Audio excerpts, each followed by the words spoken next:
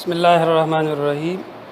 یہ لیکچر سرحد education system school and college کی جانب سے ریکارڈ کیا جا رہا ہے۔ یہ اسلامیات 7ویں جماعت کے لیے ہے۔ تو اس میں آج ہم جو پڑھ لیں گے اس کا جو چیپٹر ہے نام ہے دعا کی اہمیت و فضیلت۔ تو آج کا جو سبق ہے اس کا عنوان ہے دعا کی اہمیت و فضیلت۔ تو اس سبق میں خلاصے کے طور پہ چند چیزیں ہیں وہ ہم پڑھ لیں گے۔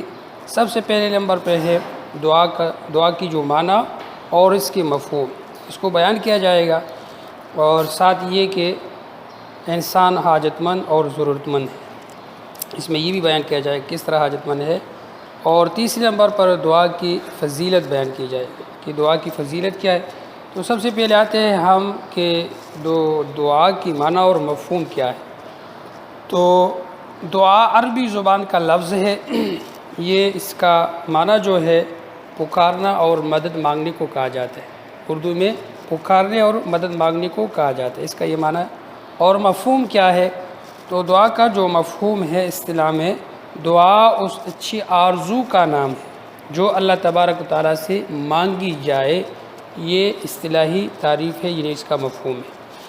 اب یہ کہ دعا یہ انسان کس سے مانگتا ہے اور کس وقت دعا کرنی چاہیے، تو اللہ تبارک و تعالیٰ کی ذات کے سوا کسی اور ہستی سے دعا نہیں مانگی جائے، اس لیے کہ انسان کو جو کچھ حاجت اور ضرورت ہوتا ہے تو اس کو اللہ ہی سے مانگنا ہوتا ہے، اور اللہ ہی اس کو سب کچھ دینے والا ہے۔ اس لیے کہ ضرورت اور تکلیف کے وقت انسان دوسروں کو پکارتا رہتا ہے اور اس کا مددگار ہوتا ہے، لیکن حقیقی مومن کیا ہے؟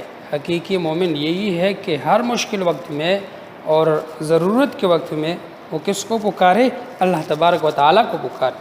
اس لیے اللہ تبارک و تعالیٰ نے قرآن عظیم الشان میں مومنوں کی تعریف کی ہے کہ اے میرے پیغمبر آپ فرما دیجئے کہ جب تم سے میرے بندے میرے بارے میں دریافت کر لے تو آپ کہہ دو کہ میں تمہارے پاس ہی ہوں، جب کوئی پکارنے والا مجھے پکارتا ہے تو میں اس کی دعا کو قبول کرتا ہوں، تو اس کو چاہیے کہ میرے حکموں کو مانے اور مجھ پر ایمان لائے تاکہ نیک راستہ پائے۔ یعنی اللہ تبارک و تعالیٰ نے سچے مومن کی یہی تعریف کی ہے کہ وہ کسی اور سے اپنی حاجت اور ضرورت نہیں مانگتا ہے ماں سوا اللہ سے، اور اللہ تبارک و تعالیٰ اس پہ خوش بھی ہوتا ہے۔ انسان کی جو حاجت اللہ سے جو بھی حاجت مانگتا رہتا ہے تو اللہ اس پہ خوش ہوتا ہے۔ اس لیے قرآن عظیم الشان میں اللہ تبارک و تعالیٰ نے اعلان فرمایا ہے، اور اللہ تبارک و تعالیٰ فرمایا ہے یا ایھا الناس انتم الفقراء الی اللہ واللہ هو الغنی الحمید، کہ انسان یعنی تمام انسان ان کو خطاب کیا جا رہا ہے کہ تمام تم محتاج ہو، فقیر ہو، کس کی؟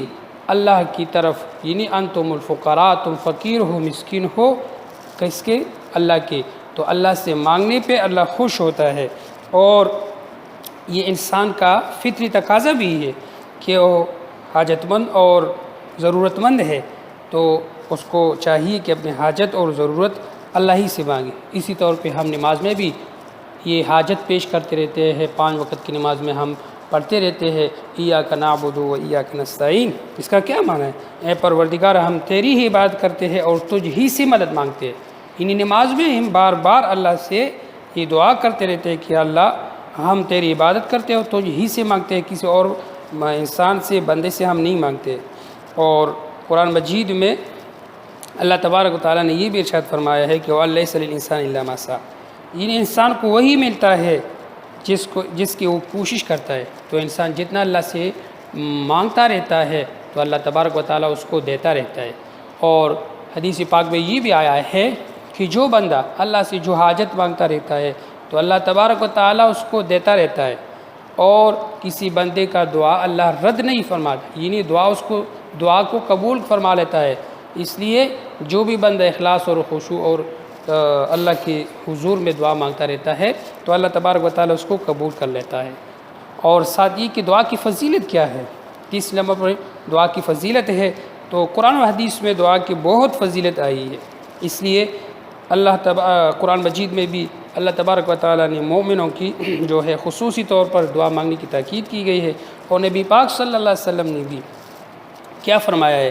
یہی فرمایا ہے کہ بندوں میں اللہ تعالیٰ کے قریب وہ بندے ہوتے ہیں جو زیادہ دعا مانگنے والے ہوتے ہیں، اور ایک جگہ میں اور ارشاد فرمایا ہے کہ بہترین ذکر لا الہ الا اللہ ہے اور بہترین دعا الحمدللہ ہے۔ یعنی تیسری جگہ پہ آپ صلی اللہ علیہ وسلم نے یہ بھی ارشاد فرمایا ہے کہ الدعاء مخ العبادہ، کہ دعا یہ عبادت کا مغز ہے، یعنی ہم جتنی بھی عبادت کرتے رہتے ہیں تو اس کے پیچھے ہم ضرور دعا کرتے رہتے ہیں۔ نماز پڑھتے ہیں تو دعا کر لیتے ہیں، روزہ رکھتے ہیں تو دعا کر لیتے ہیں، زکوٰۃ دیتے ہیں تو دعا کرتے ہیں، صدقہ دیتے ہیں تو اس کے بعد دعا کرتے رہتے ہیں، درود شریف پڑھ لیتے، جو جتنی بھی نیک عمل ہے اس کے بعد ہم دعا کو ضرور کرتے رہتے ہیں۔ اس لیے آپ صلی اللہ علیہ وسلم نے فرمایا کہ ان تمام عبادت کا جو مغز ہے اور لب لباب ہے وہ دعا ہی ہے۔ اور آپ صلی اللہ علیہ وسلم نے یہ بھی فرمایا کہ دعا کی وجہ سے انسانی تقدیر بھی بدل جاتی ہے۔ تو اس لیے بندہ کو چاہیے کہ وہ ہر وقت اللہ تبارک و تعالیٰ سے دعا مانگا کرے۔ اس لیے آپ صلی اللہ علیہ وسلم نے ارشاد فرمایا ہے کہ من فتح لہ منکم باب الدعاء فتحت لہ ابواب الرحمہ۔ ترجمہ کیا ہے؟ تم میں سے جس کے لیے دعا کا دروازہ کھولا گیا اس کے لیے رحمت کے دروازے کھول دی گئے۔ یعنی رحمت تب آتی ہے جب آپ اللہ سے مانگتے رہتے، اور دوسری سائڈ پہ جو بندے اللہ سے نہیں مانگتے رہتے ہیں تو متکبرین ہے، اور متکبر لوگ اللہ پسند نہیں فرماتے۔ اس لیے جو بندہ اللہ سے مانگتا رہتا ہے تو اللہ اس پہ خوش ہوتا ہے اور اس کو عطا کرتا ہے، اور جو نہیں مانگتا ہے تو اللہ اس پہ ناراض ہوتا ہے، اور یہ متکبرین کا شیوا ہے۔ تو اس لیے ہمیں چاہیے کہ ہم ہر وقت ہمتاً اللہ سے دعا مانگا کریں، اور دعا کے ساتھ یہ ذہن میں ہو کہ جو دعا ہم کر لیتے ہیں تو اللہ اس کو ضرور قبول کر لیتا ہے۔ تو یہ دعا کے حوالے سے بات کی۔